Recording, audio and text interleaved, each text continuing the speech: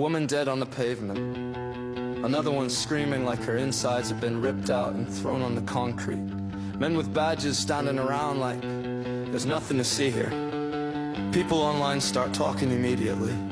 Rules. Procedure. What she should have done. Everyone's suddenly an expert in staying calm while staring down the barrel of a gun. Sure, she shouldn't have tried to drive away. In a perfect world, you sit still, keep your hands visible, say yes sir, no sir, call a lawyer and wait your turn to be processed like meat. There has been no shortage of people explaining what the woman should have done, how she should have remained still, how she should have trusted the men confronting her. Those arguments are tidy, life rarely is, but nobody panics in a perfect world. People panic in this one, only someone who's never felt real fear would expect perfect obedience at gunpoint. I saw the video, didn't want to, did anyway, that's how it goes now. This wasn't about law, it wasn't about safety. It was about power asserting itself and daring the rest of us to accept it as normal. She panicked. That does not make her virtuous, it does not make her deserving of death. It makes her human. The question isn't whether she made the best decision under pressure. The question is whether those entrusted with authority did.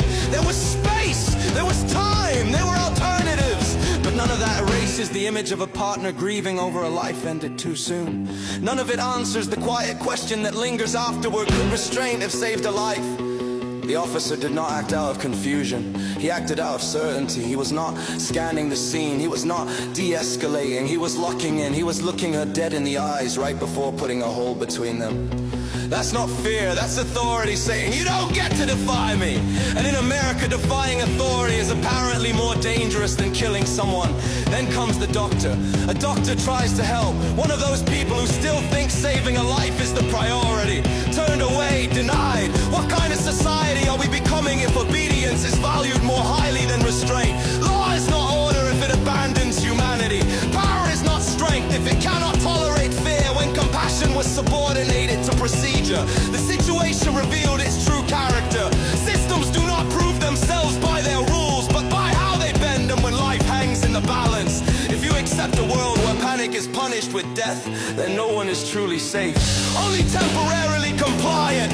Fear does not arise spontaneously. It is cultivated, it is reinforced through spectacle and silence. And when fear finally erupts, the system points to it and says, see, this is not justice, this is intimidation with paperwork.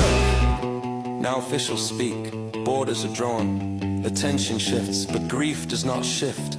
The scream will not be archived, it will not fade with the news cycle, it will echo where trust once lived. You are told to comply, remain still, trust the system, but fear does not obey scripts. Fear arrives when people believe they may be taken and never return. Fear is not a crime, and yet fear was answered with a bullet. You may hear there was chaos, you may hear there was no choice, but anyone watching can see there was space, there was time, there was restraint waiting to be chosen. It was not, because America never fixes problems, it just changes the channel. But that scream doesn't change the channel, that sound stays. And if this doesn't make you uncomfortable, you've been successfully conditioned. A country that mistakes fear for guilt and authority for virtue is a country heading for a long, ugly hangover. And when it wakes up, there will be a lot of blood on the floor, and a lot of people will be asking how it happened like they weren't